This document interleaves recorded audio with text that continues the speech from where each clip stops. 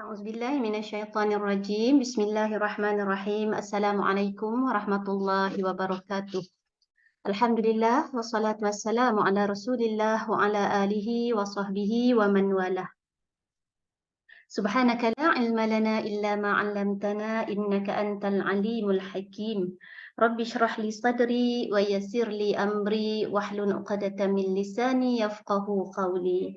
Alhamdulillahilladzi hadana li hadza wa ma kunna linahtadiya laula an hadana Allah. Allahumma anfa'na bima 'allamtana wa 'allimna ma yanfa'una wa zidna 'ilma. Rabbana yassir wa la tu'assir wa tammim bil khair. Rabbi zidni 'ilman. Amin ya rabbal alamin. Assalamualaikum Ustaz.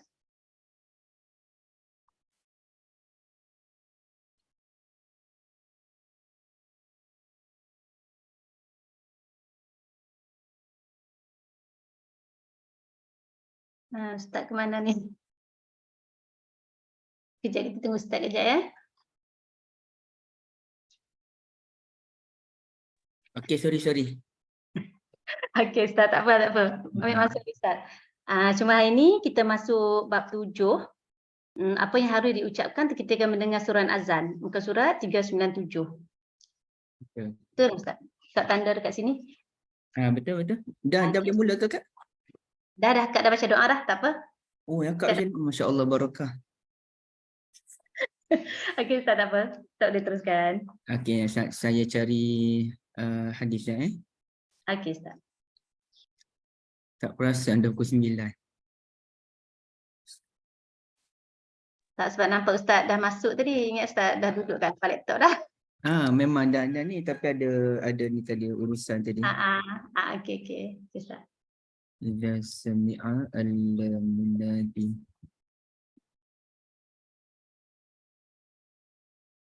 Okey, assalamualaikum warahmatullahi wabarakatuh. Alhamdulillahirabbil alamin, bihi nasta'in ala umuri dunya waddin. Salatu wassalamu ala nabiyil amin wa ala alihi wa sahbihi ajma'in. Rabbi zidni ilma, Allahumma faqihna fid din, wa 'allimna al-hikmata wat ta'wil, wa ayyidna bi ruhil qudus. Allahumma arham mautal muslimin wa at'im ja'i'ahum waqsi'arihim wa taqabbal syuhada'ahum. Amma ba'd. Kak Liza yang saya hormati dan ibu-ibu ya. Kak Syida, Bonda Azah pun ada, masya-Allah. Apa khabar Bonda Azah? Macam mana dengan kesihatan sekarang ni dengan COVID? Alhamdulillah, sihat dah Ustaz. Dah sihat dah tak ada demam-demam Bonda? Selsema saja lagi sikit, insya-Allah. Dan pening kepala pun tak ada Kepala okey, taste bud pun beransur pulih insya-Allah. Alhamdulillah. Ini kali keberapa Bonda kena COVID? Yang kedua kali Ustaz. Yang kedua. Ada lagi yang kena COVID sekarang takdir Allah. Okey, baik. Syafakumullah Bonda dan Kak Rafidah Siddiq pun ada hari ini, barakallahu fikum. Dan lain-lain lah, termasuk Ibu Sarah. Bila saya nak jumpa dengan Ibu Sarah ni? Okey, baik.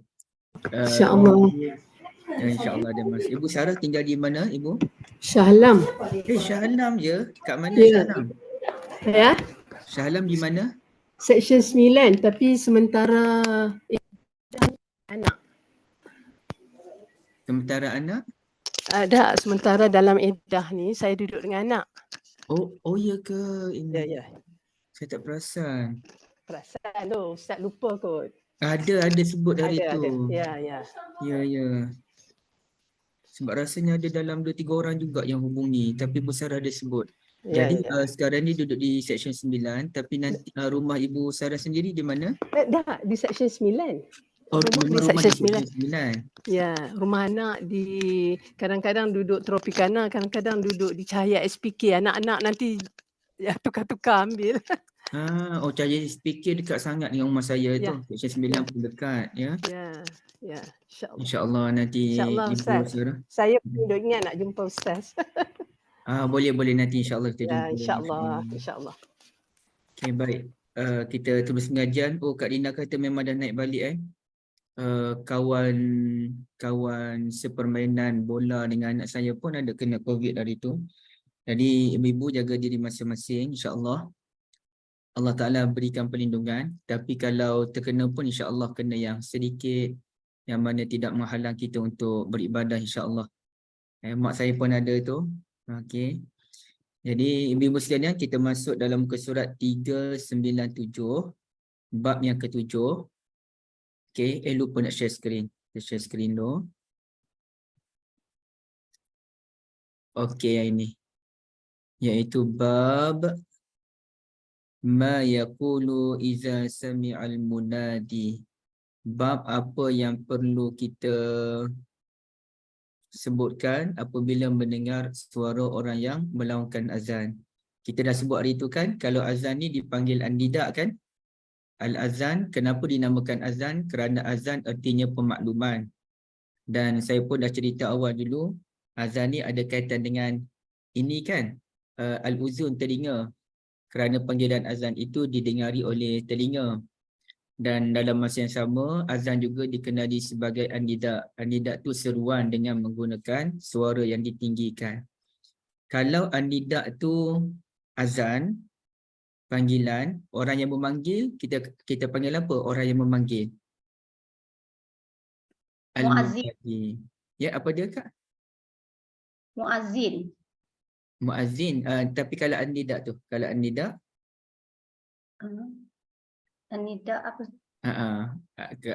Muazzin tu ada kaitan dengan al-azan. Kalau an-nida, orang memanggil, kita panggil apa? Al-munadi. Ni kan ada ni, iza sami al-munadi. Okey, tapi kalau orang dipanggil, apa dia? Yang kita semua ni, kita panggil apa? Al-munada. Al-munada, orang yang dipanggil. Gitulah ceritanya. Al-munadi, orang yang memanggil. Jadi hadis ini disampaikan oleh guru Bukhari, nama dia Abdullah bin Yusuf. Qala akhbarana Malik an Ibn Shihab an Atha bin Yazid al-Laitsi an Abi Sa'id al-Khudri radhiyallahu an. Anna Rasulullah sallallahu alaihi wasallam qala idza sami'tumun nida faqulu misla ma yaqulul muazzin. Apabila saudara-saudara mendengar panggilan azan, maka sebutlah sebagaimana yang disebutkan oleh al-muazzin. Tapi perbahasan ni panjang ya, kalau ibu-ibu tengok dalam buku tu panjang. Saya tak nak peningkan ibu-ibu dengan teks Arab yang ada di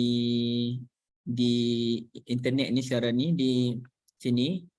Jadi kita tengok, saya terangkan terus ya, saya terangkan terus. Nanti ibu-ibu boleh buat catatan sendiri di buku masing-masing.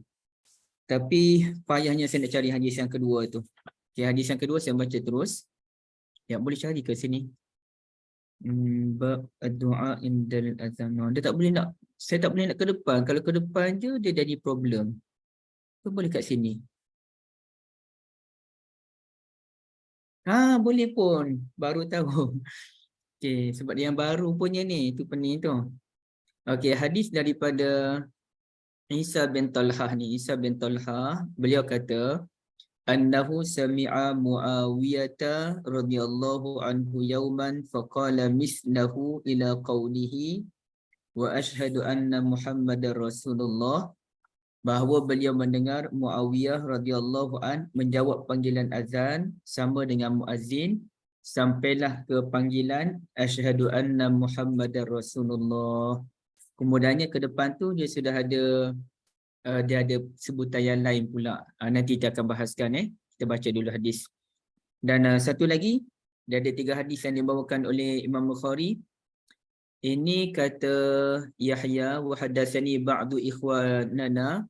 Kata Yahya, sebahagian daripada sahabat-sahabat kami berkata, annahu lamma qala hayya 'alas salah, ketika muazzin menyebutkan memanggil hayya 'alas salah, qala la haula wala quwwata illa billah, maka kita pun menjawab la haula wala quwwata illa billah. Wa qala hakadha sami'na nabiyyakum sallallahu alaihi wasallam yaqul, itulah yang kami dengar nabi kalian berkata ketika menjawab panggilan hayya 'alas salah. Iaitu la haula wala quwata illa billah. Okey, baik. Sekarang ni ibu-ibu dan rahmat Allah, perbahasan ni panjang. Kita akan sebutlah beberapa perkara yang penting untuk kita berikan tumpuan pada hari ini ya. Pertamanya saya dah sebutkan pada ibu-ibu sekalian bahawa kelebihan menjawab panggilan azan ini boleh masuk ke dalam syurga. Ingat tak hadis tu yang kita sebut dulu? Okey. Macam mana dia punya ayat dia? Saya cuba cari dulu. Min qalbihi dakhalal jannah. Tadi dah ada kelas ke Kak Liza? Ke kelas daripada kuliah Dr. Basit lagi sampai sekarang? Bersambung. Allahu Bersambung Akbar. dengan Ustaz Najib dengan Ustaz. Saya risau ibu-ibu penat ni belajar tanpa henti ni, Masya Allah. Tak apa, kuliah tu kami dengar je Ustaz. Ya, okey. Tapi mungkin kena baca-baca kot bagi hilang mengantuk sikit. Kita minta Kak Liza baca. Okey. Macam mana ya? Mangqala al-azan, saya pun tak ingat lah macam mana dia punya hadis dia. Salah. Yang Kak Liza ingat tu tak cakap kena dengar dengan khusyuk, tak boleh sambil-sambil baru dapat fadilat syurga tu. Menjawab panggilan tu kan. Ha. Kita tengok mana dia punya hadis dia. Saya tak ingat hadis dia tu masalahnya. Dia punya okey, jap kita tengok ada tak kat sini. Ni ada pun. Alhamdulillah. Hadis riwayat, okey ni Ibn Hibban, ni Muslim ni. Okey, kita tengok yang ni Idza qala al-muazzin Allahu akbar Allahu akbar. Kita pun jawab Allahu akbar kan. Okey, kemudiannya bila muazzin kata asyhadu an la ilaha illallah, kita pun jawab asyhadu an la ilaha illallah. Muazzin sebut asyhadu anna Muhammadar Rasulullah, kita pun asyhadu anna Muhammadar Rasulullah. Okey. Ini kalau orang tanyalah ada dalil ke jawab-jawab azan macam tu? Ada dalil dalam riwayat Muslim. Dan ya la haula wala quwata illa billah ni dalil dia.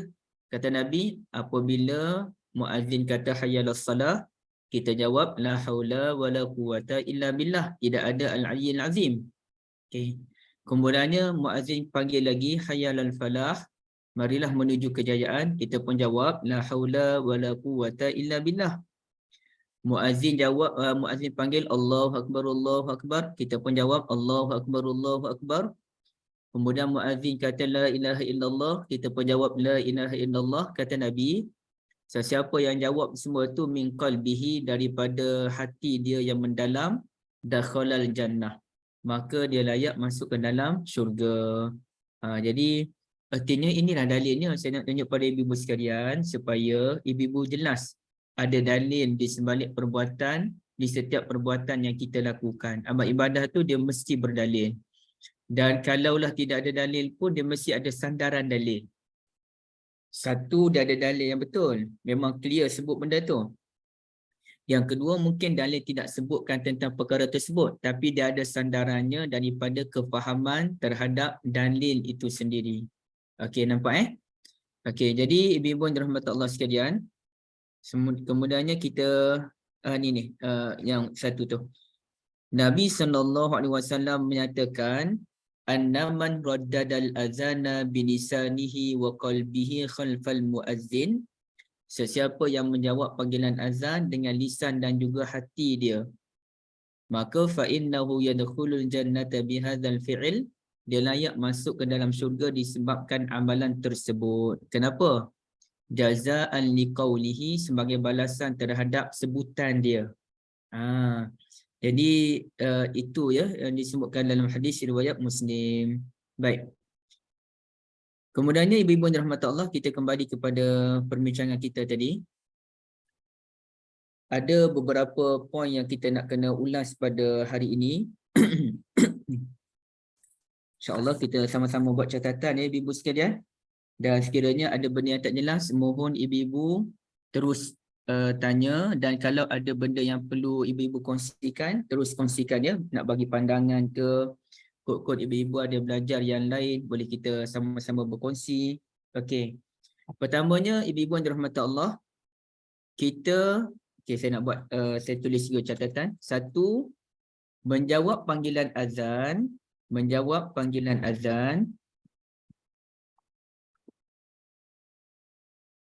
hanya untuk orang yang mendengar azan. Ya, hanya untuk orang yang mendengar azan. Orang yang tidak mendengarnya tidak perlu menjawab.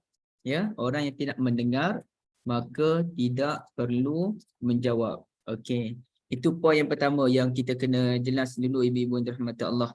Panggilan azan ni hanya untuk orang yang mendengar panggilan azan. Menjawab azan ni hanya untuk orang yang mendengar panggilan azan. Kalau kita tidak mendengar panggilan azan tu, contohnya kita nampak muazzin tengah duduk di depan. Okey. Kita nampak muazzin tengah duduk di depan tapi kita tak dengar suara muazzin. Kerana mungkin pembesar suara tu dia rosak, kita pula duduk di masjid yang besar, maka kita tidak perlu menjawab panggilan azan. Ataupun kita duduk di rumah, macam rumah saya ni, dia azan tu dengar tak dengar.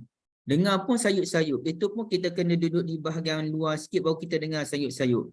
Okey, jadi kalaulah kita tidak mendengar panggilan azan dengan sayup-sayup tapi tak jelas apa butiran azan tersebut, dan bila saya start kereta je pergi ke surau, duduk dalam kereta tu lagilah tak dengar langsung bunyi azan tu. Sebab dia kedudukan jauh, maka kita tidak disunahkan untuk menjawab panggilan azan. Ya. Jadi untuk dia maknanya setiap orang tu dia mesti ada pada posisi dia dalam beramal ibadah. Barulah dia layak untuk melakukan amal ibadah tersebut. Contohnya apa dia? Contohnya Kak Liza ni rindu dengan ibadah haji hari tu. Kak Liza dengan Dr. Munirah lah. Duduk sembang-sembang rindunya kita dengan suasana haji hari tu. Jom kita pergi ke Mekah. Pergilah Mekah dua orang ni. Pergi Mekah bila? Pergi Mekah tu pada bulan Rabiul Awal. Okey, lepas tu pergilah ke Mekah, pergilah duduk kat Mina, pergi duduk kat Muzdalifah, apa benda tu. Duduklah lama mana pun kat situ, tetap tidak dikira mendapat pahala apa pun. Ia hanya duduk mengimbau kenangan boleh. Tapi kalau duduk di Padang Arafah, berdoa pada Allah di situ, kemudian pergi Mina, duduklah 5 hari pun camping kat situ, tidak mendapat apa-apa pahala pun. Kerana bukan tempat dia. Tempat dia adalah pada bulan Zulhijjah, masa-masa tertentu. Hatta kalau masa musim haji pun, Kak Liza pergi pada 1 Zulhijjah duduk kat Padang Arafah. Tak ada apa-apa pun. Padang Arafah tu dia punya keistimewaannya pada 9 Zulhijjah. Mina tu keistimewaan dia pada 10, 11, 12 Zulhijjah tu. Di situ dia punya keistimewaan dia. Baik. Jadi ibu-ibu yang dirahmati Allah, Mina 10, 11, 12, 13. Macam tu Kak Liza? Okey. Sama juga. Ya, 13. Okey, terima kasih. Sama juga kalau kita pergi ke masjid kan, kita pergi masjid, orang dah mula solat, aduh kecewanya hidup kita ni kan. Orang dah mula solat, kita pun laju-laju, kita pun dengar imam dah sebut waladhdallin, amin. Jadi kita dengar tu imam sebut waladhdallin, amin tu. Tapi adakah kita disunahkan untuk menjawab menyebut amin? Jawabnya tidak disunahkan untuk menyebutkan amin. Kenapa kita tidak disunahkan? Bukankah itu doa dan kita wajar mengaminkan doa tersebut, ihdinas siratal mustaqim, kerana kita belum masuk dalam kawasan dia. Ibaratnya kalau orang tengah baca doa kunut, kita tak nak masuk lagi, kita dah relax je. Amin, amin kat belakang je. Tak boleh, dia tidak dikira. Bolehlah sekadar nak amin tu, insya-Allah Allah Taala kabulkan doa. Tapi dia bukan kawasan untuk ibadah. Maka nak tak nak kita kena masuk dalam posisi tersebut, masuk dalam kawasan dia, barulah ia dikira sebagai ibadah. Sama juga dengan panggilan azan ni, kalau kita tak dengar tapi kita buat agak-agakan je, imam muazzin ni lawan apalah tak dengar lah azan dia kali ni, kita pun main agak-agak je jawab. Ataupun pada awalnya kita naik kereta tu, naik motor tu, kita dengar azan, kemudian tak dengar, kita pun main agak-agak je jawab asyhadu anna Muhammadar Rasulullah hayya salah.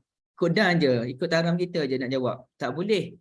Kerana menjawab panggilan azan bererti kita menjawab azan yang kita dengari. Okey. Kemudiannya kalaulah timbul isu macam mana kita menjawab panggilan azan melalui TV ataupun radio. Okey, jom kita tengok. Saya nak tunjuk pada ibu-ibu sekalian supaya ibu-ibu rasa puas tengok sendiri pandangan ulama. Al-Yusannu, saya main cari je lah. Macam mana? Saya dah cari dah sebelum ni pun. Okey, Al-Yusannul al-azan mina al-mizya' contohnya. Kena jawab ke panggilan azan panggil apa daripada radio ataupun daripada ni kan, television. Okey, kita bukalah dalam beberapa tempat ya. Okey. Pertamanya kita tengok di sini. Apa katanya? Qala Syekh Ibn Utsaimin rahimahullah an tardid khalfal azan. Ini apa dia? Musajjal apa benda Alamak. Saya pun tak tahu apa maksud dia. Okey, apa susah? Ada kalau Google Translate boleh membantu kita, kita cuba tanya dia. Tapi tak tahulah betul tak betul jawapan dia. Tak betul ni. Bukan ni. Daftar pun dia. Okey. Amma idza kana al-masjid fa inna adh-dhahir anna dhalika la yashmilu bukan ni. Ini bukan. Sini. Hukum menjawab azan daripada radio. Okey. Idza kana fi waqti salah fa inna tushra' al-ijabah. Ada pandangan kata boleh. Boleh dia kata, kalaulah memang azan tu bertepatan dengan waktu solat. Kita dengar radio kereta ataupun kita dengar di televisyen, memang itu waktu solat zuhur. Kita tak dengar pula azan di surau ataupun di masjid. Maka kita jawab je panggilan azan di radio tu. Kata Syekh bin Baz rahmatullahi alaih, dibolehkan fa innaha tusyra'. Ia disyarakkan untuk menjawabnya. Okey. Kemudiannya apa lagi kata ulama lain ni dalam bab ini? Pun sama juga. Dia kata bahawasanya dia ada dua bahagian tu, kata Syekh bin Utsaimin. Okey, kalau sama ni ada saya silap sebut je Kak Syida dan ibu-ibu sekalian, saya minta maaf. Tapi kata Syekh bin Utsaimin, dia sebut ada dua keadaan. Kalaulah azan di radio dan azan di televisyen tu bertepatan dengan masuknya waktu solat dan kita tidak mendengar azan di tempat yang lain, maka bolehlah kita menjawab panggilan azan tersebut. Ya, okey, baik. Manakala kalaulah azan itu bukan pada waktu dia, saja dia nak test Zayan FM tu sajalah nak test azan kali ni, dia pun pasal azan, sebenarnya dia nak test je. Okey, pada pukul 3 petang. Jadi adakah kita perlu menjawab panggilan azan tersebut? Maka jawabnya tidak perlu, kerana itu hanya rakaman, bukannya betul-betul panggilan azan pada waktu yang tersebut. Maka di sini rupanya memang ada ulama yang membenarkan kita menjawab panggilan azan melalui radio dengan syarat memang masuk waktunya pada masa itu, ya. Okey. Cuba kita tengok satu lagi yang telah disusun oleh Syekh Muhammad Saleh Al-Munajjid. Tapi Syekh Munajjid ni beliau pun murid kepada Syekh bin Baz, murid kepada Syekh Ibn Utsaimin, ya. Okey, beliau pun bawa pandangan Syekh bin Baz juga.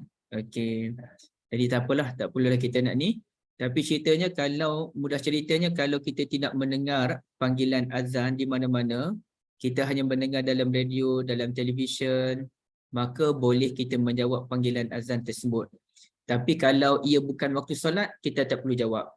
Kalau kita dengar dah di masjid atau di surau, maka tak perlu jawab panggilan azan di televisyen ataupun di radio. Baik.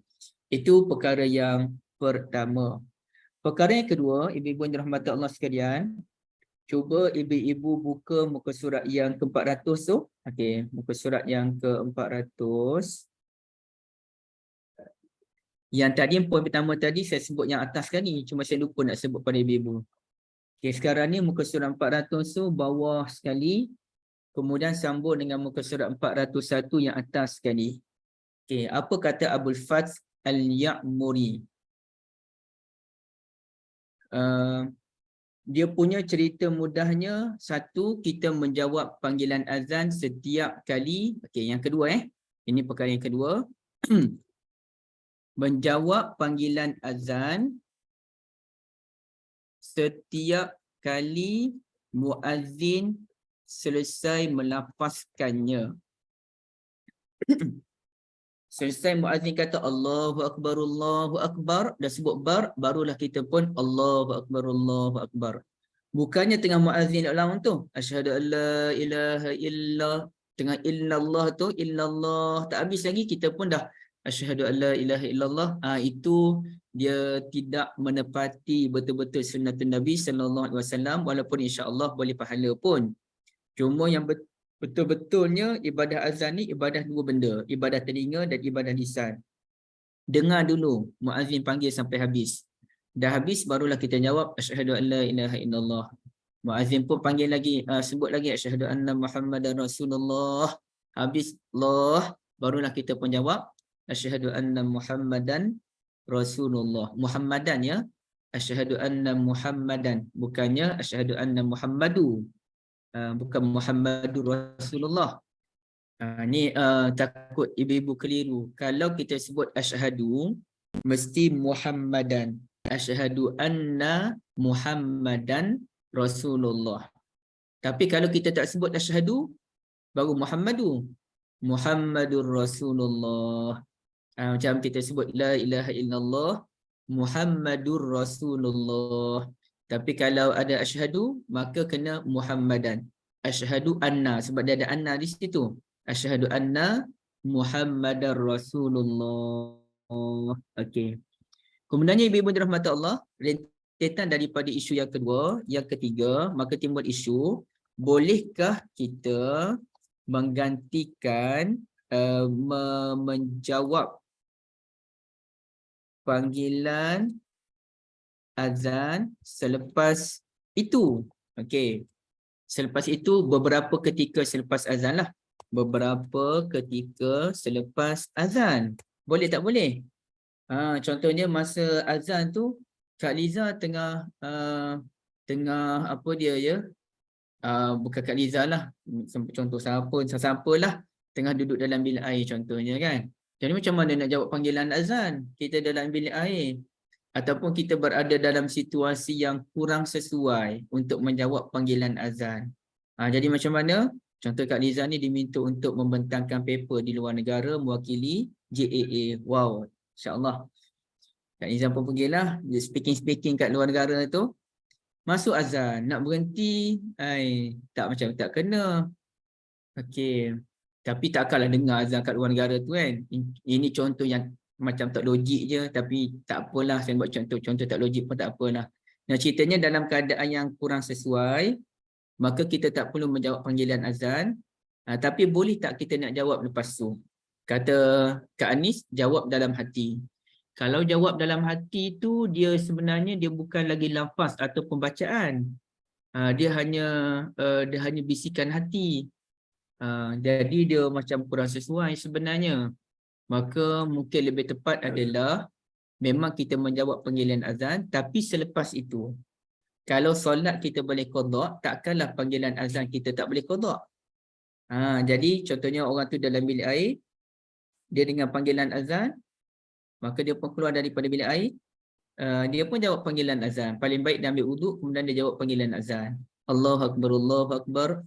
Allahu Akbar, Allahu Akbar, asyhadu an la ilaha illallah, asyhadu an la ilaha illallah sampai habis. Maka itu insya-Allah dibenarkan asalkan tempohnya tidak terlalu lama. Cuba ibu-ibu tengok ya, dalam baris yang keempat saya bacakan. Sekiranya seseorang tidak sempat menjawab panggilan azan sampai selesai, maka dianjurkan baginya untuk menjawab panggilan itu apabila waktunya tidak terpisah terlalu lama. Dan itu dinyatakan oleh Al-Imam Nawawi rahmatullahi alaih di dalam kitab beliau yang masyhur Al-Majmu' Syarah Al-Muhazzab. Okey. Itu perkara yang ketiga. Nanti kita akan bahas lagi, ke depan ada lagi perbahasan dia. Okey. Perkara yang keempat, ibu-ibu dirahmati Allah sekalian, bagaimana cara menjawab menjawab hay'alatan. Apa dia hay'alatan? Siapa tahu? Kak Liza, apa dia hay'alatan? Ibu Sarah, yang lain-lain. Hayya 'alas salah, hayya 'alal falah. Masya-Allah ya. Sejak terkena COVID ni makin cekap bonda, masya-Allah. Okey, saya masa COVID dulu pun bonda, sebab bonda dah siap gurau-gurau tak apalah, masa bonda sakit awal-awal tu tak berani dah nak gurau kan. Saya memang tak larat nak baca kitab-kitab ni. Jadi kita baca novel. Saya dah habiskan dalam 3 ke 4 novel sepanjang sepanjang COVID seminggu tu. Nobel tebal-tebal Ramli Mursyid tu lah. Baca balik. Baik. Okey, ibu-ibu dirahmati Allah. Bagaimana cara menjawab hayya alatan? Hayya alatan tu adalah dua hayya. Dua hayya ala. Bila hayya ala tu ada dua hayya alatan. Okey. Jadi macam mana cara menjawab hayya alatan? Maka di sini sebenarnya ada 3 pendapat ulama. Ya, ada 3 pendapat ulama dalam bab bagaimana cara menjawab hayya alatan. Okey. Pendapat yang pertama, ibu-ibu yang dirahmati Allah sekalian. Sepatutnya saya pun tolong saya buat catatan juga untuk ibu-ibu sekalian supaya boleh dikongsikan dalam grup, ya. Pertama adalah jawapan yang sama. Jawapan yang sama iaitu hayya ala as-salah dengan hayya alal falah. Kenapa dijawabnya sama? Kerana ada hadis Nabi SAW menyatakan falyaqul mislama yaqul. Kita kena jawab panggilan azan sama dengan ucapan muazzin itu sendiri. Ataupun yang hadis tadi kan, hadis awal tu faqulu mislama yaqulul muazzin, kamu kena sebut sama dengan lafaz muazzin. Jadi kerana muazzin sebut hayya 'alas salah, kita pun jawab hayya 'alas salah. Kerana muazzin sebut hayya 'alal falah, kita pun jawab hayya 'alal falah. Itu pandangan yang pertama, ya. Pandangan yang kedua, jawab dengan hauqalah. Jawab dengan hauqalah ataupun haulaqah. Kedua-duanya boleh, ya ibu-ibu sekalian. Ini ulama dia yang buat kata-kata short form ni. Hauqalah, haulaqah. Hauqalah tu la haula wala quwwata illa billah, kan? Okey. Kalau kita sebut haulaqah, haulaqah tu macam mana? La haula, haula. Haula. Qah tu quwwata tu lah. Okey. Kalau hauqalah, hau tu merujuk kepada haula, qa tu quwwah, lah tu illa billah. Ikutlah ibu-ibu dapat tangkap, kita dapat tangkap apa yang saya sebutkan tu. Ceritanya la haula wala quwwata illa billah. Itu pendapat yang kedua dan itulah pendapat jumhurul ulama, itulah pendapat mazhab Syafi'i, itulah pendapat al-Imam al-Bukhari. Okey. Pendapat yang ketiga pula adalah gabungkan kedua-duanya. Okey, jadi orang azan hayya 'alas salah.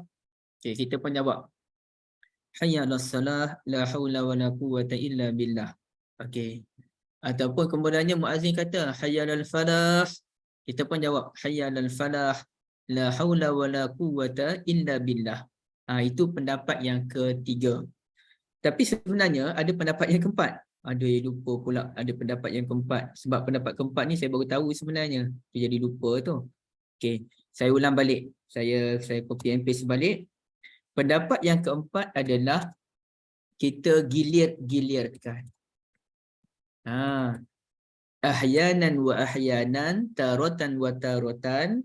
Ada masa bila kita dengar muazzin kata hayya 'alas salah, kita jawab la haula wala quwwata illa billah. Itulah panggilan yang biasa kita sebut pun. Tapi kadang-kadang kita jawab hayya 'alas salah. Kadang-kadang kita jawab hayya 'alal falah.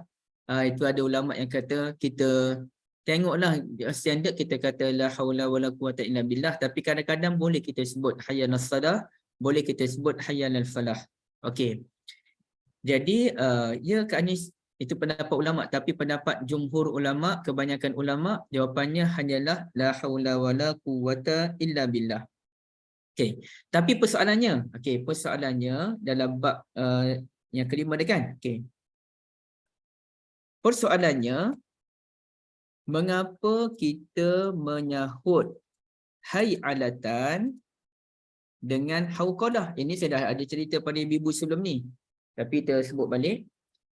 Ibaratnya, ibu-ibu boleh tengok dalam muka surat yang muka surat 402. Muka surat 402, perenggan yang ketiga tu, At-Tibi berkata. Okey, At-Tibi tu ibu-ibu boleh buat catatan di buku masing-masing. At-Tibi adalah pensyarah. Pensyarah ni bukannya kerja lecturer tu. Ulama yang mensyarahkan.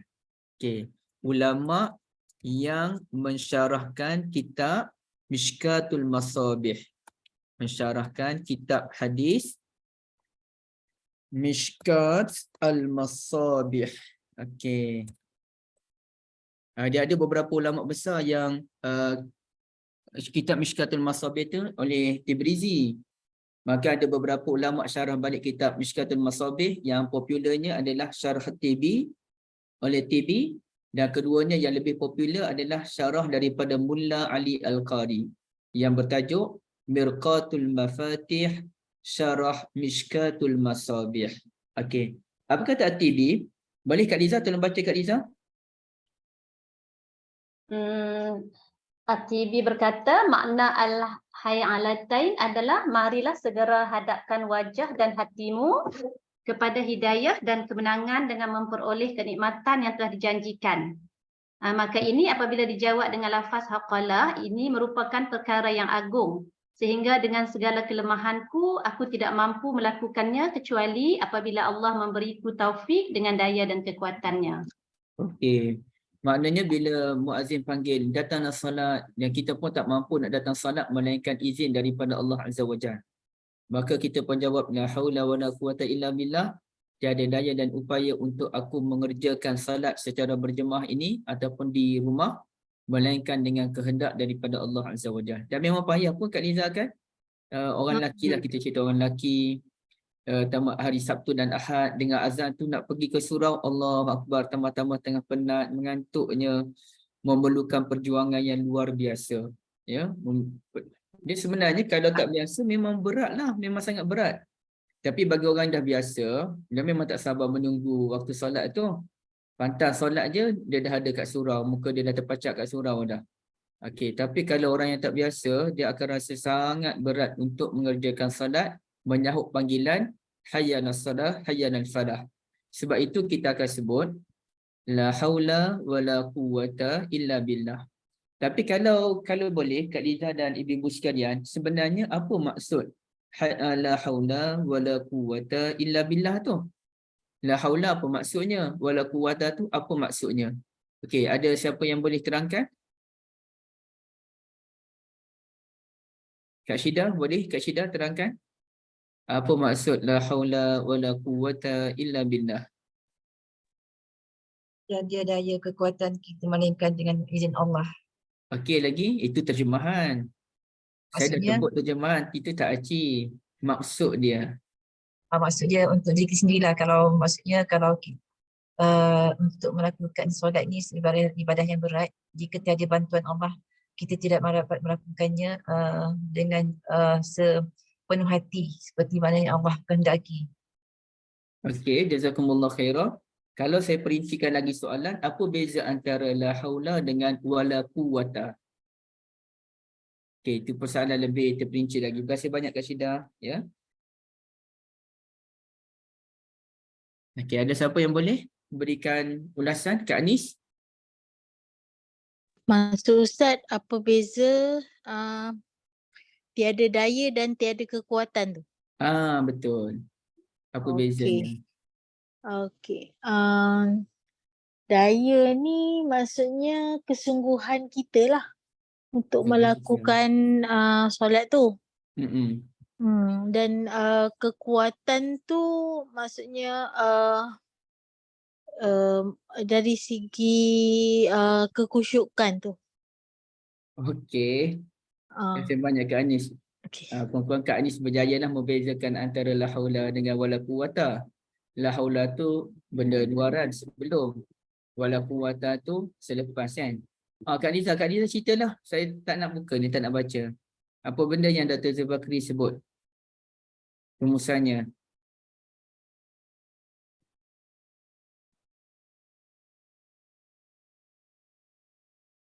Okay, nanti Kak Liza buat kesimpulan dekat bawah nanti Nak klik tak boleh. Okey, boleh Ustaz. Okay, boleh Bincang dah. huraian ni Ustaz.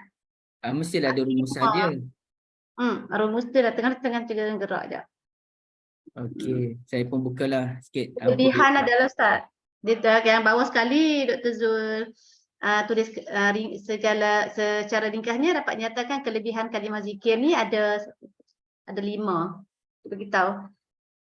Yang tu je. Dia tak adalah membezakan antara la haula dengan wala quwata kan? Sekejap. Tak ada kot ni. Ada Di tak? hurai je ni, banyak huraian dalam ni.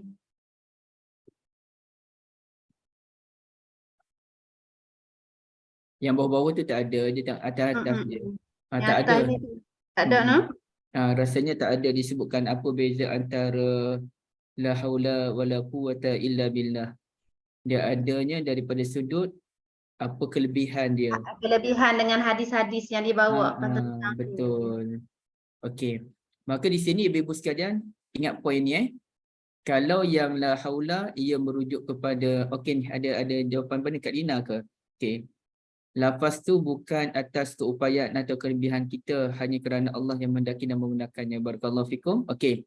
Kalau la haula ia merujuk kepada benda yang menolak perkara yang negatif. Okey. Menolak yang negatif. Kalau wala quwata mengundang yang positif.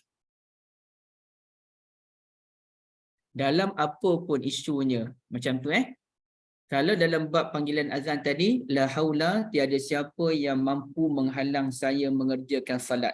Kita menolak yang negatif. Tiada siapa mampu menghalang saya mengerjakan salat. Wala quwata, dan tiada siapa mampu mendorong saya mengerjakan salat. Melainkan Allah Azza wa Jalla. Tu maksud dia. Kalau kita tengok, kalau dalam bab yang lain pula, contohnya, orang tanya kita macam mana nak bagi wakaf ke tak nak bagi wakaf pada projek Dr. Basit ni. Ibu-ibu kebanyakan kan anak murid Dr. Basit. Kak Rafidah kan murid setia Dr. Basit kan. Okey, mak saya pun sama juga. Maka nak tak kalau kita buat projek wakaf, maka kita pun sebut masa tu kita pun ada kekurangan duit kan. Okey, kita pun kata la haula wala quwata illa billah.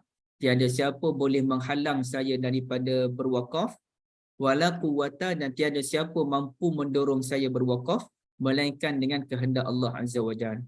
Itu maksud dia. Ataupun kita nak buat satu projek dan projek ni kita kena jumpalah dengan syarikat-syarikat tertentu untuk meluluskan projek kita tu.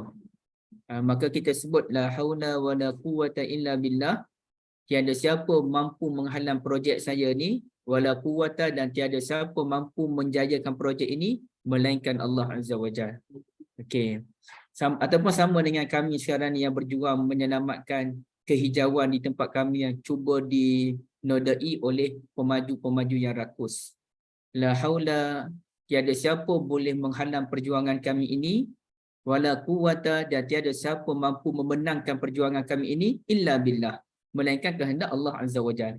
Itu beza antara la haula wala quwata dengan wala quwata. Dan yang Kak Dina sebut itu lafaz yang disebutkan oleh pemilik dua kebun, sahabat pemilik dua kebun. Walaula iz dakhalta jannataka, mengapa tidak apabila kamu memasuki kebunmu, fakulta masya Allah, kamu katakanlah masya Allah, apa yang berlaku ini semua ditentukan oleh Allah. La quwwata illa billah. Intarani ana aqalla minka malan wa walada. Okey. Jadi, itu la quwwata illa billah.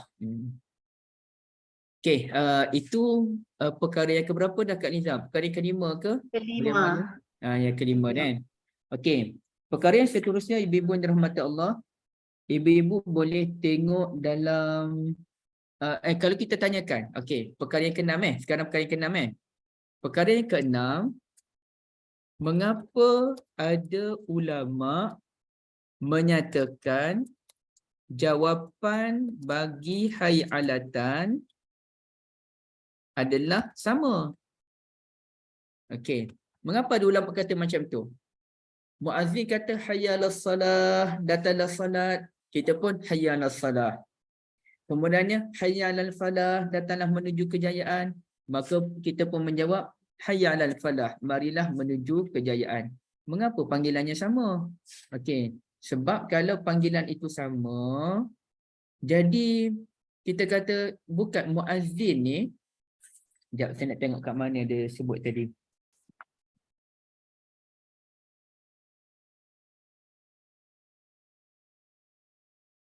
Entahlah kat mana dia sebut tadi ibu-ibu sekalian. Katanya ibu-ibu bolehlah buat catatan di buku masing-masing kan.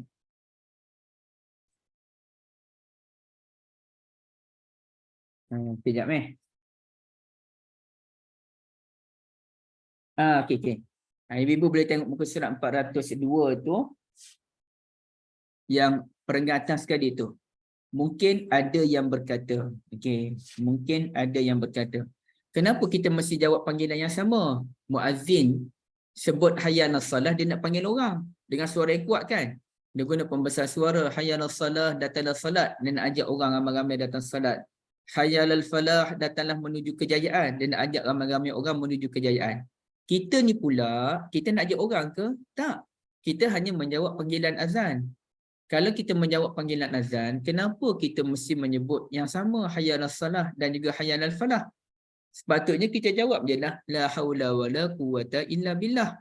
Okey, maka kata ulama yang menyatakan, yang berpendirian jawapannya sama dengan muazzin, orang yang menjawab azan mendapat pahala kerana telah melaksanakan perintah menjawab azan, dan mungkin ia akan bertambah semangat dan segera bangkit untuk solat apabila terngiang-ngiang dalam pendengarannya ajakan kepada solat daripada muazzin dan diri sendiri. Muazzin panggil hayya 'alas salah, datanglah menuju kejayaan, kita pun sebut pada diri kita hayya 'alas salah, marilah menuju solat. Muazzin panggil hayya 'alal falah, mari menuju kejayaan, kita pun sebut pada diri sendiri. Zul, Liza, Syida, Anis dan sebagainya, jom mari menuju kejayaan. Kita sebut kepada diri sendiri. Sama juga ketika ulama membahaskan apakah jawapan bagi as-salatu khairun minan naum. Okey. Itu kita akan bahaskan nanti ya. Ingatkan saya. Tapi kita teruskanlah, kita teruskan kepada perkara yang ketujuh. Macam mana, dalam buku tak ada ya, apa jawapan balas bagi as-salatu khairun minan naum? Okey. Maka menurut hadis Nabi sallallahu alaihi wasallam, jawapannya, kalau ikut hadis Nabi, faqulu misla ma yaqul, kita kena jawab panggilan azan sama dengan ucapan muazzin itu sendiri.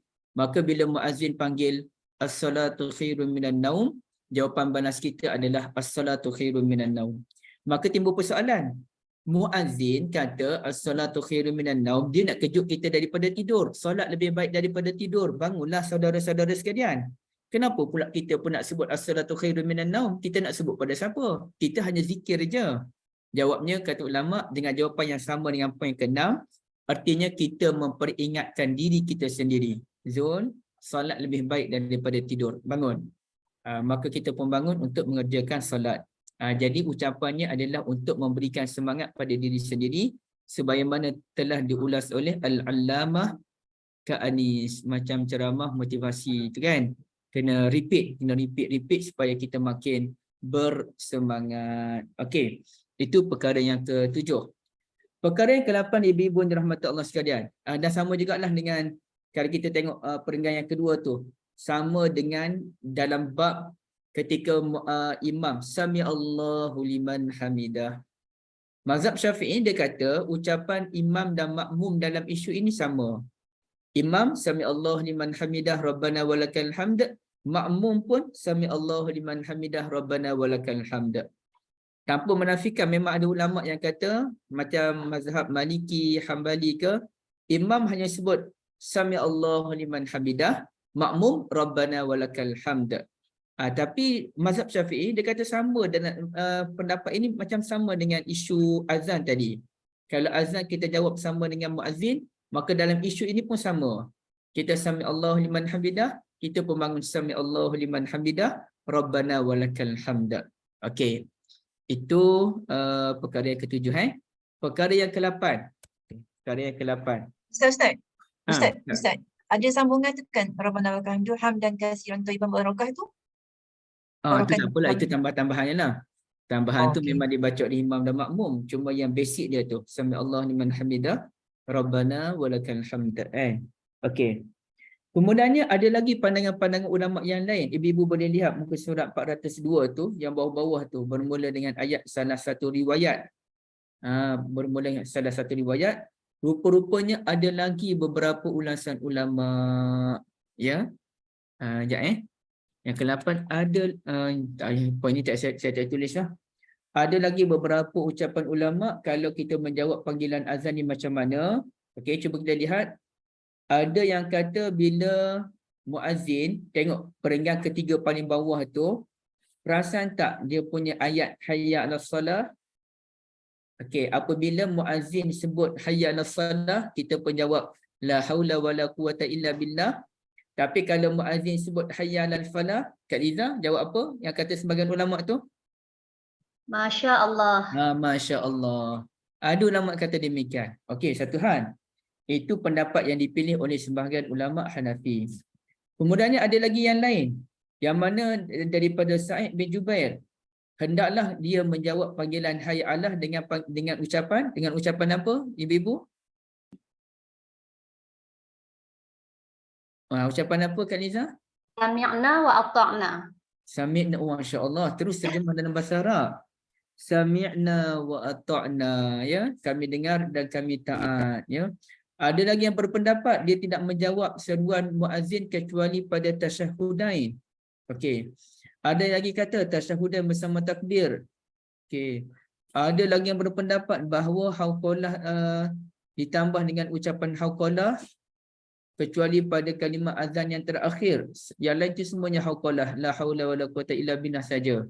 Jadi itu hanya pendapat ulama ibu-ibu yang dirahmati Allah sekalian yang tidak didasarkan kepada mana-mana hadis Nabi SAW, maka lebih baik kita jawab sama je lah. Bila kecuali pada hayya 'alas salah, kita jawab la haula wala quwata illa billah kerana ada hadis riwayat daripada Imam Muslim tadi kan. Panggilannya la haula wala quwata illa billah, ataupun boleh kalau kita nak gabungkan hayya 'alas salah la haula wala quwata illa billah, hayya 'alal falah la haula wala quwata illa billah. Okey. Perkara yang ke-8, ibu-ibu buka muka surat 403 perenggan yang kedua tu. Okey. Apakah orang yang mendengar azan juga harus menjawab tarjih pada azan ataupun tidak? Okey. Kita dah belajar kan tarjih tu apa dia? Ingat tak tarjih tu apa dia? Betul Kak Lina, lebih baik kita ikut Muslim je. Hanya jawab la haula wala quwata illa billah. Tapi kalau nak tambah pun kita gabungkan kedua-duanya. Kita sebut hayya 'alas salah la haula wala quwata illa billah pun dibolehkan. Tapi saya takut kita pun penatlah nanti. Maka jawab la haula wala quwata illa billah sudah memadai. Okey. Apa maksud tarjih ibu-ibu? Innalillah. Tarjih. Innalillah tu istirja'. Oh, Itu istirja'. beza tu, istirja' innalillahi wa inna ilaihi raji'un. Tapi tarjih itu tarjih. Itu tarjih. Ini tarjih. Tarjih. Kembali. Dia raja'a ni kembali. Tarjih. Dah lupa dah. Apa dia tarjih? Tarjih tu kan ucapan kita panggil sebelum kita ucap kuat tasyahudain tu kita sebut perlahan dulu. Ni muazzin anggap saya muazzin. Allahu akbar, Allahu akbar, Allahu akbar, Allahu akbar.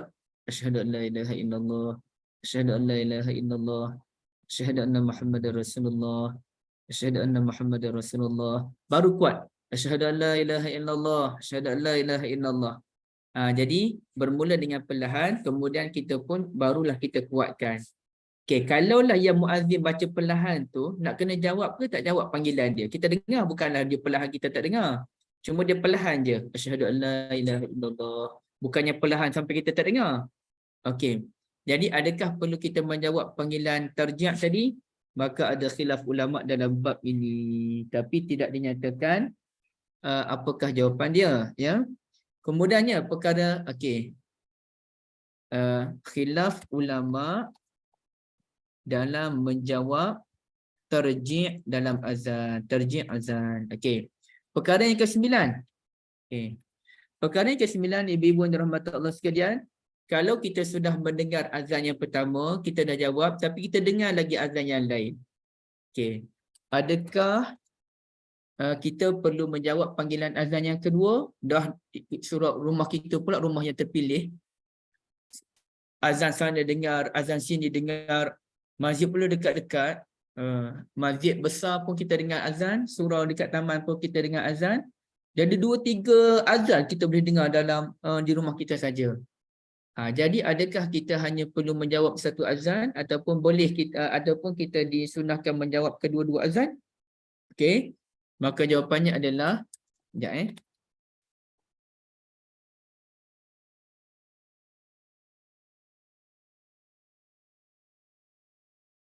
Okey. Kita tengok tu ada muka surat perenggan kedua, muka surat 403,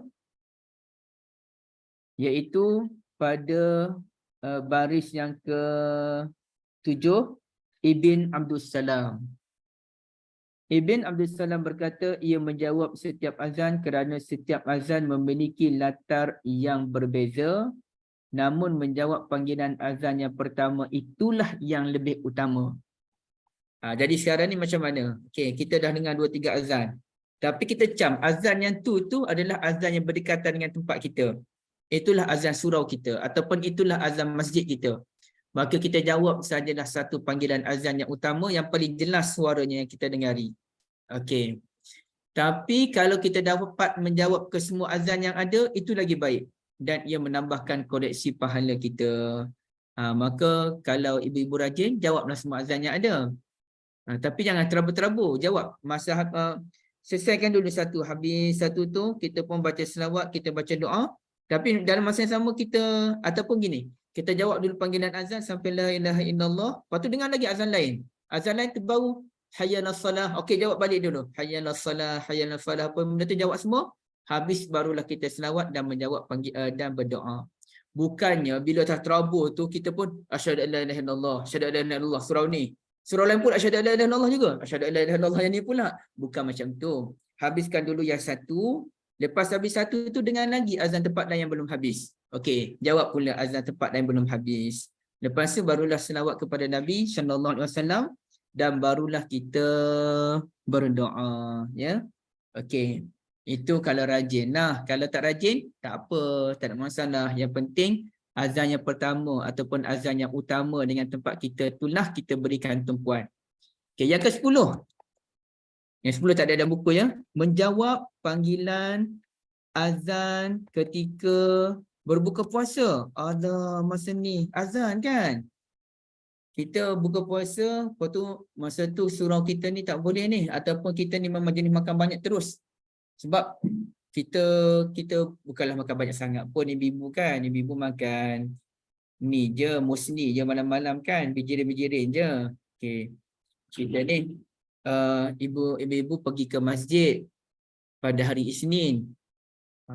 Tim JAA ni pantang hari Isnin dan Khamis. Pantang hari putih. Puasa je memanjang kan. Okay. IF itu puasa tidak syar'i. Okey, baik. Jadi Kak Syida pun pergilah ikut Dr. Abdul Rahman kesayangan tu untuk pergi solat kat masjid. Kemudiannya masa azan tu Kak Syida nak buka puasa.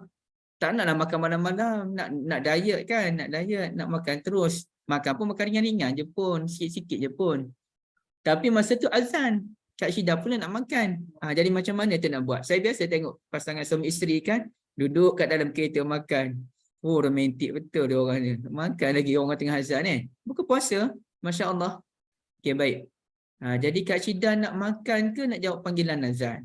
Maka ada ulama yang menyatakan sebaik-baiknya kita berusahalah menjawab panggilan azan ketika berbuka puasa.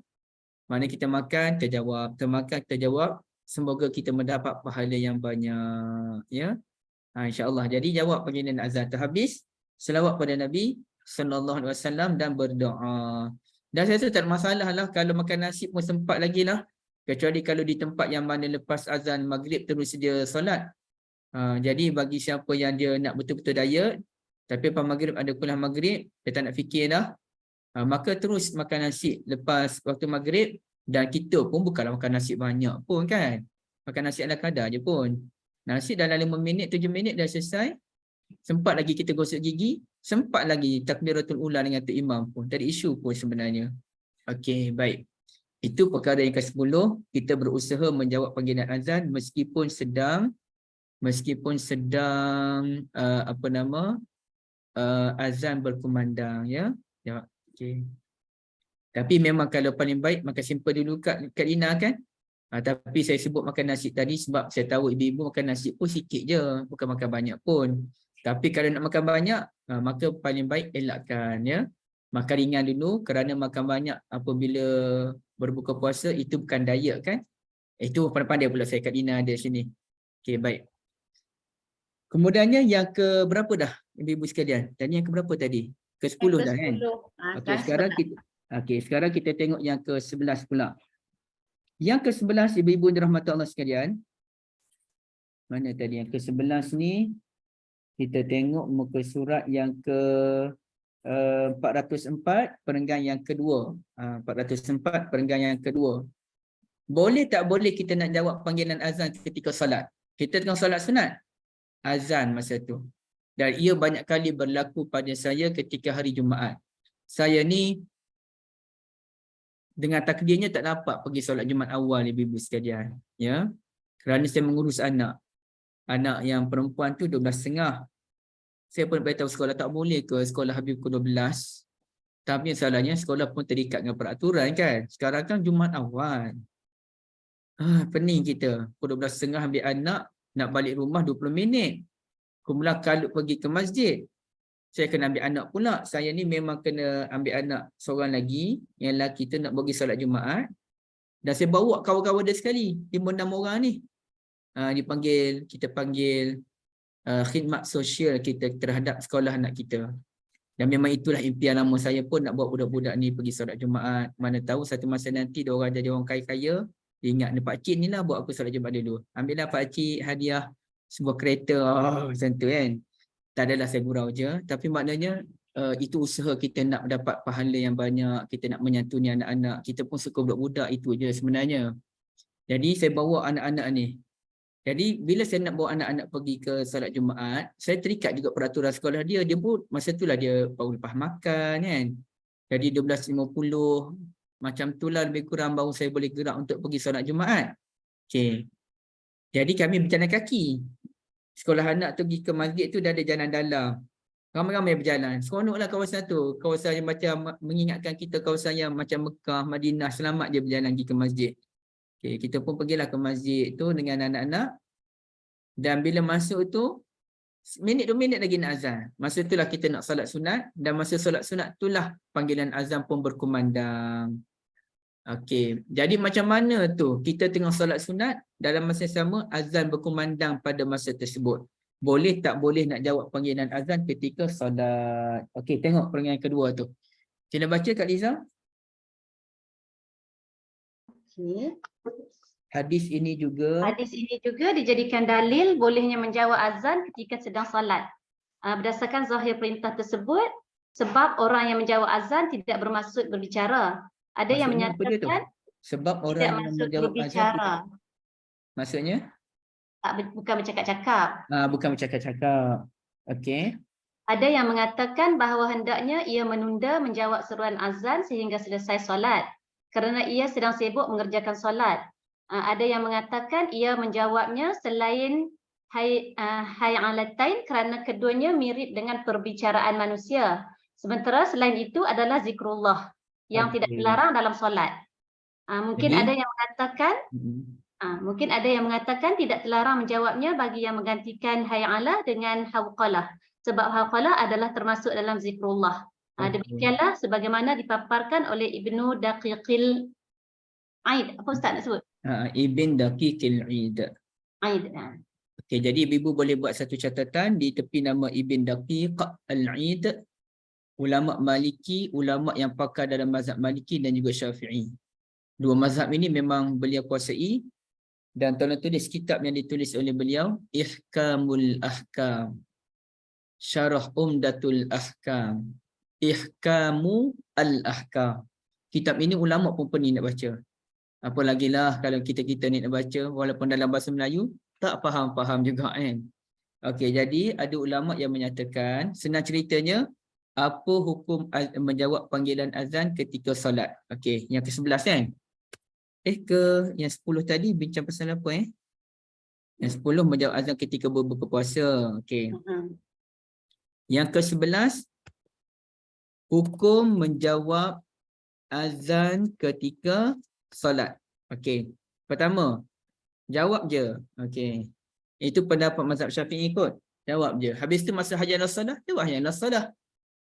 Yang tak bolehnya kalau kita bercakap hayya 'alas salah tu tak semestinya bercakap.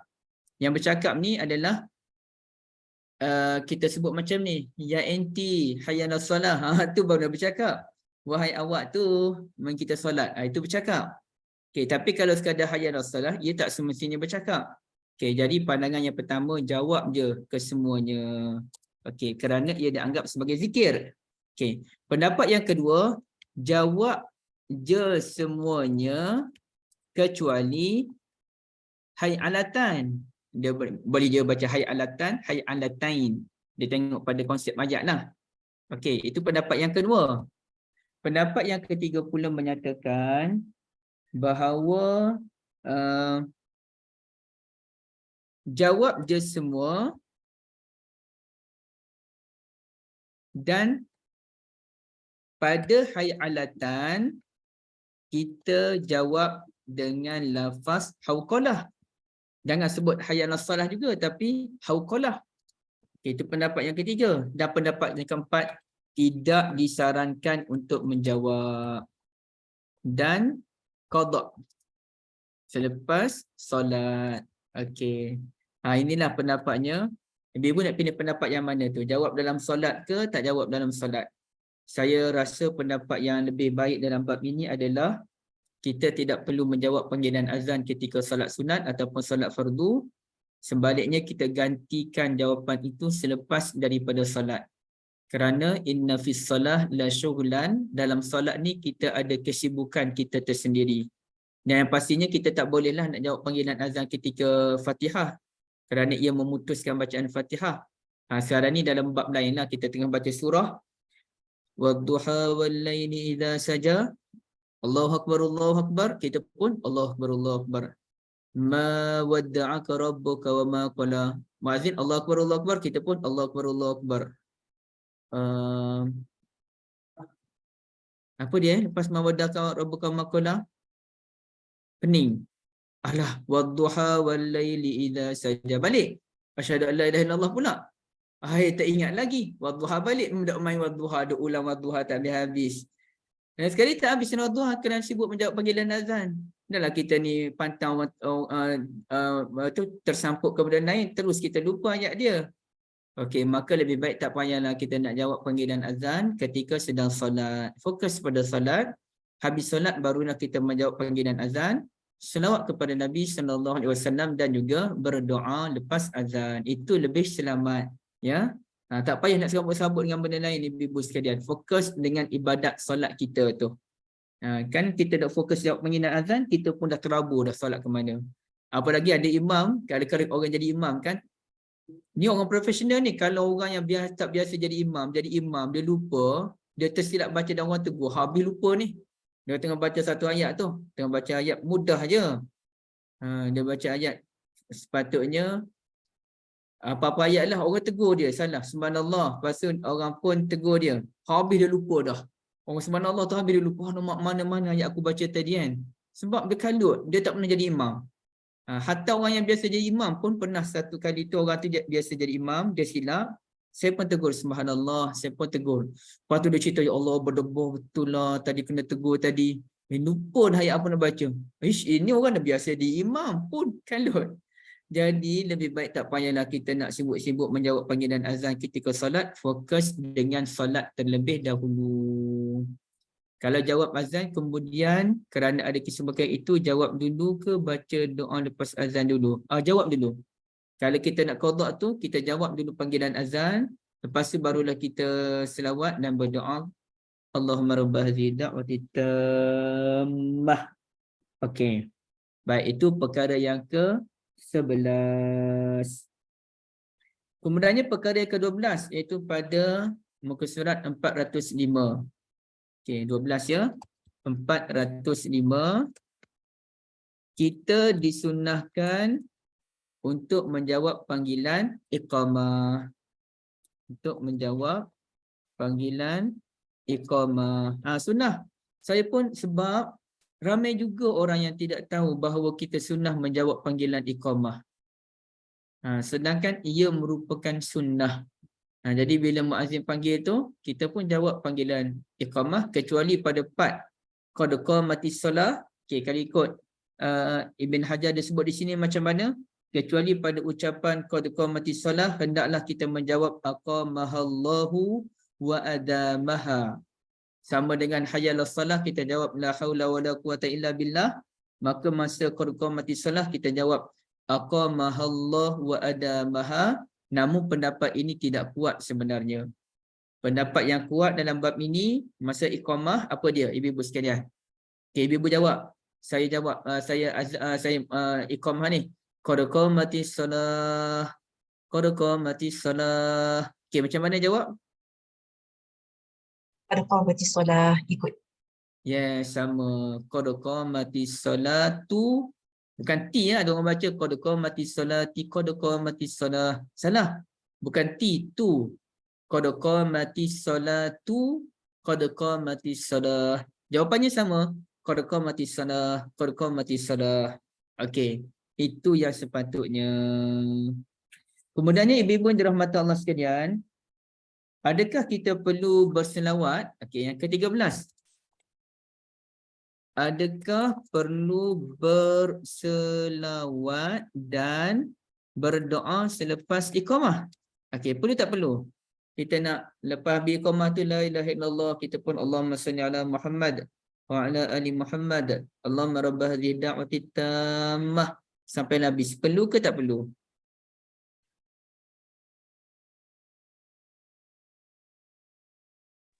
Tak perlu.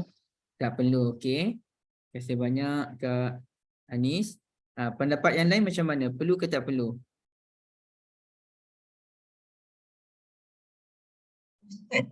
Termasuk ke doa untuk masuk saf tu? Masuk dalam tu sekali ke? Itu lain, itu tidak menjawab Lain. soalan. Okey, Itu okey. pusing jawapan tu. Kena jawab soalan dulu. Oh, skrin Kak Syida rosak Kenapa Ustaz? Okey. Tak ada, skrin Kak Syida tu dia macam ada problem sikit. Oh, So nampak gigi Kak Syida tu macam rongak sikit. oh ya ke? Okey, kita balik. Saya takut saya sebut tu, saya takut orang salah faham. Kenapa Kak Syida jadi macam tu? So saya betulkanlah, bukan isu Kak Syida, isu skrin problem kan. Okey, baik. Tak payahlah tutup Kak Syida, tak apa. Saya nak fahamkan orang lain je. Okey, macam mana Akak buat, Kak Dina buat. Jadi jawapannya ada khilaf kalangan ulama.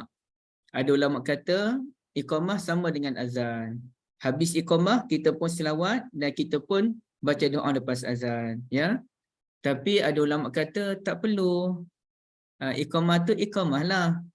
Azan tu azan, ia dua benda yang berbeza. Yang kita disunahkan untuk selawat dan baca doa tu pada azan, bukan pada iqamah. Okey. Tapi memang ada ulama kata buatlah. Maka dalam bab ini saya punya pandangan lah. Saya sendiri secara peribadi buat. Dah ada dua ulama kata buat, tak buat, lebih baik saya buat. Itu lebih selamat. Yang keduanya, bagi sesiapa yang tak sempat menjawab panggilan azan kerana sampai lambat di surau, dia tak dengar pun azan, tak sempat lagi baca doa lepas azan, maka eloklah kalau dia jawab panggilan iqamah, berselawat dan juga berdoa selepas iqamah, cover balik yang dia tak buat masa azan tadi. Okey. Jadi sekarang ni Kak Syida pun timbulkan satu isu, iaitu macam mana doa apabila betulkan saf. Okey. Doa macam mana nak cari ya? Doa kita cari mudah aja. Allahumma atini afdala ma tu'ti ibadaka salihin. Ada ke tak ada tu? Sebenarnya hadis tu. Ni ada ni. Ulama bahas ni apa kedudukan dengan hadis tersebut? Sahih ke tak sahih hadis tu kan? Okey. Okey, kita tengok di sinilah terus. Apa ulasan ulama'nya? Dia tanya, ma sihhatu hadzal hadis? Apakah kedudukan hadis yang daripada riwayat Sa'ad bin Abi Waqqas radhiyallahu an, ada seorang lelaki bila dia membetulkan saf dia pun doa, Allahumma atini afdala ma tu'ti ibadaka salihin, ya Allah kurniakan kepadaku seafdal perkara yang engkau berikan kepada hamba-Mu yang saleh. Maka Rasulullah sallallahu alaihi wasallam berkata pada dia, izan, dengan itu kudamu ni akan terkorban dan kamu akan syahid pada jalan Allah. Artinya kerana dia minta sesuatu yang terbaik itu apa dia? Mati syahid. Okey.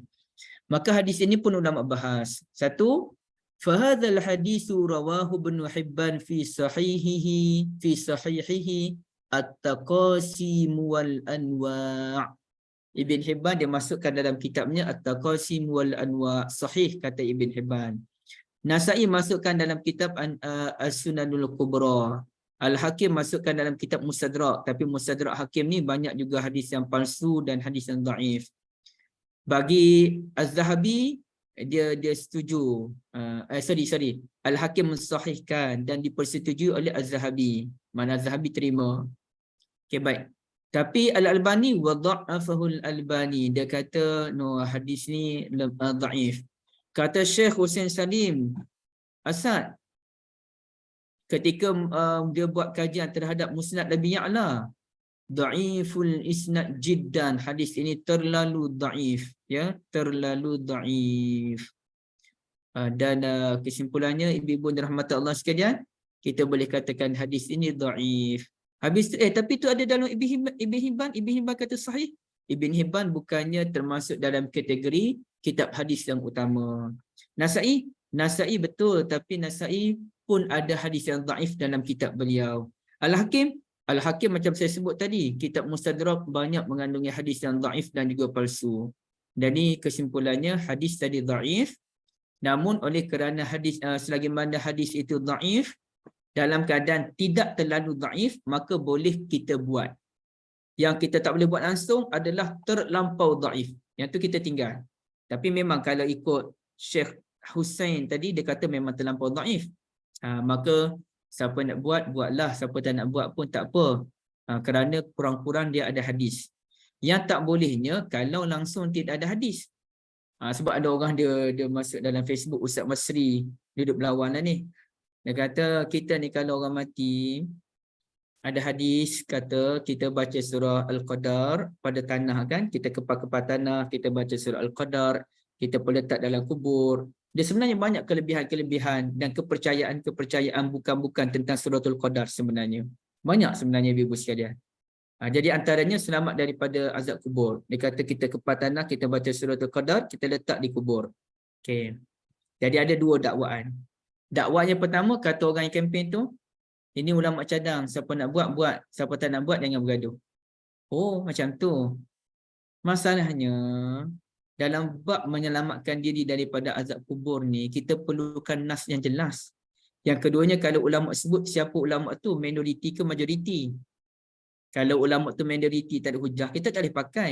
Kita boleh pegang pendapat ulama minoriti kalau ada hujah.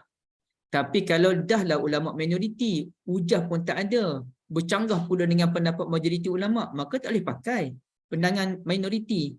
Macam kes bacaan wa bihamdih lah. Subhana rabbiyal azimi wa bihamdih. Wa bihamdih tu minoriti ulama je yang cadangkan. Dan perkara itu tidak ada dalam hadis. Maka tak perlu kita amalkan, yang kita baca subhana rabbiyal azim, subhana rabbiyal ala, cukup. Maka dalam kes suratul Qadar tak ada cadangan daripada mana-mana hadis. Dan berapa kerat ulama yang cadang benda tu? Ulama-ulama yang mengikut kumpulan-kumpulan ni tak kira yang mula-mula tu. Berapa kerat je? Okey, satu. Pendapat yang kedua, maka adalah seorang tu dia kata, benda ni ada dalam hadis. Hadis yang sahih. Dia katanya, hadis yang sahih. Maka kita jawab, hadis sahih kat mana ibu-ibu sekalian? Mana hadis sahih tu? Rupanya tak ada pun hadis yang sahih. Yang ada hanyalah hadis yang palsu. Dipercayai oleh orang Syiah. Jadi macam manalah ada ustaz yang kata itu hadis yang sahih, kok mana dia ambil pun kita tak tahu. Maka dalam bab ini ibu-ibu dirahmati Allah, oleh kerana ada juga hadis, maka siapa yang baca Allahumma atini afdala ma tu'ti ibadikas salihin, ketika masuk dalam saf tidak ada isu yang besar, apalagi ia pun dimuatkan oleh Imam Nawawi di dalam kitab Al-Azkarun Nawawiyah. Sampai tak amal tak payah amal. Oleh kerana dia ada panduan dia. Kalau langsung tak ada panduan, yang tu kita tak masuk dalam perbincangan. Baik. Kemudiannya ibu-ibu dirahmati Allah, rasanya yang lain tu tak ada apa dah. Dia ke depan tu dia panggil perbahasan yang terlalu teknikal berkenaan dengan hadis yang tak perlulah kita nak bahaskan di sini. Wallahu a'lam. Kak Liza, boleh tak kalau kita berhenti dalam 5 minit lagi? Dalam pukul Bisa. 11 nanti saya ada FB live dengan Ustazah Asma Husin. Kalau ibu-ibu tak payah dengar pun tak apalah. Kak Liza dari pagi sampai sekarang pergi buat kerja lain pula, tidur-tidur ke. Tak apa, kami dengar sambil bekerja boleh. Kalau sambil kerja tu tak apalah, sambil pasang-pasang. Supaya dapat rehat juga ibu-ibu sekalian ya. Takut saya ni belajar tanpa henti, puasa, solat malam lagi, semua benda nak buat. Kena pergi bercuti pula ibu-ibu sekalian. Tengok tu Kak Ibadah tanya tu, FB Ustaz ke? Nak dengar lagi tu? Kat Facebook saya insya-Allah. Ada saya dah campaign kat Facebook tu. Ada sebarang soalan ibu-ibu? Tu ada apa ni Kak Zarina tanya, Ustaz, jika kita dengar azan dari masjid, jam digital azan phone ke radio, boleh tak kita jawab sekali saja atau perlu jawab semua? Tak faham. Macam mana kalau saya tak dapat Kalau kita dengar azan dari masjid, jam digital azan kat phone atau radio, bolehkah kita jawab sekali saja atau perlu jawab semua? Dengan macam-macam tu maksudnya. Macam ni lah. Tak. Dia sebenarnya kita hanya menjawab panggilan azan daripada benda lain tu, telefon ke apa benda, apabila kalau kita tak dengar azan di masjid baru kita jawab. Tapi kalau kita dah dengar azan di masjid, maka tak perlulah jawab yang tu. Dan kalau kita tak dengar lah azan di masjid, telefon kita bunyi, telefon anak kita bunyi, jam rumah kita pun bunyi, televisyen pun bunyi, tak perlu jawab. Jawab satu cukup lah.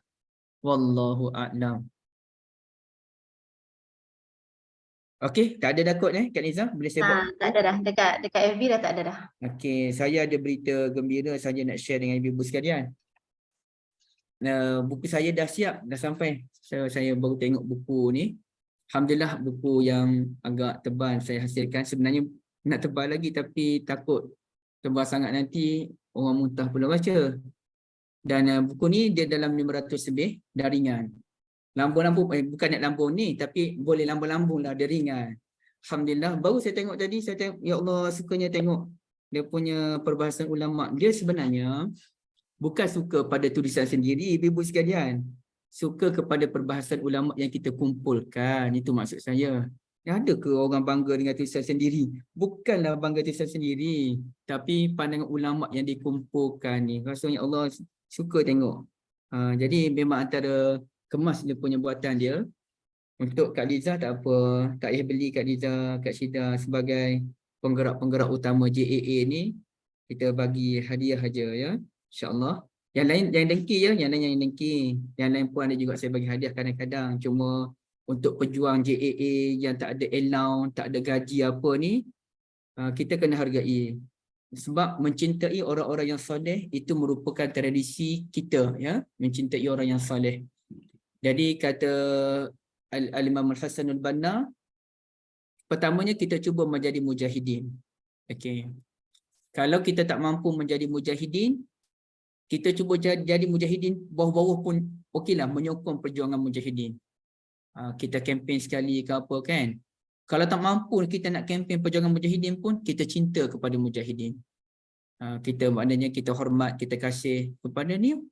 Macam penggerak-penggerak kita ni pun dipanggil sebagai mujahidin lah. Tapi oleh kerana mujahidin JAA ni ramai, Puan Syahira pun mujahidin juga, yang lain pun mujahidin juga. Saya kena pilihlah seorang dua orang je mujahidin untuk bagi hadiah. Yang lain jangan dengki ya, yang lain dengki. Dan insya-Allah kalau siapa ada masa, kesempatan, boleh kita jumpa di Pesta Buku Antarabangsa Selangor yang bakal berlangsung pada 1 hingga 10 hari bulan nanti insya-Allah. Jumpa je Ibu Sarah, kalau boleh jumpa alhamdulillah di Pesta Buku Selangor. Kalau dah nilah, kalau boleh keluar ya. Okey. Dan bukan jumpa tu nak suruh membeli buku ke tak? Dah order Ustaz. Oh dah order dah. Tapi maksud saya jumpa tu bukan isu nak membeli buku. Oh tak apa. Jumpa Tak boleh. sembang-sembang, ibu-ibu nak belanja saya makan. Masa itulah peluangnya insya-Allah. Boleh kita Salah time Ustaz, ada hal time tu. Okey, tak apa ibu. Barakallahu InsyaAllah fikum. lain kali insyaAllah. Insya-Allah. Okey, cara itulah insya-Allah. Terima kasih banyak Khadijah. Okey Ustaz, alhamdulillah Ustaz pada kerja. Kita jumpa lagi Ustaz. Jadi terima kasih semua. Kita akhiri dengan tasbih kafarah. Subhanallah wa bihamdika asyhadu an la ilaha illa anta astaghfiruka wa atubu ilaik. Sallallahu ala nabiyyina Muhammad wa ala alihi wa sahbihi ajma'in walhamdulillahi rabbil alamin. Wassalamualaikum warahmatullahi wabarakatuh. Terima kasih semua. Jazakumullah. Waalaikumsalam. Terima kasih. Ya, terima kasih. Terima kasih Ustaz. Terima kasih Terima semua. kasih Ustaz. Terima kasih Liza. Dapat buku, Terima dapat kasih.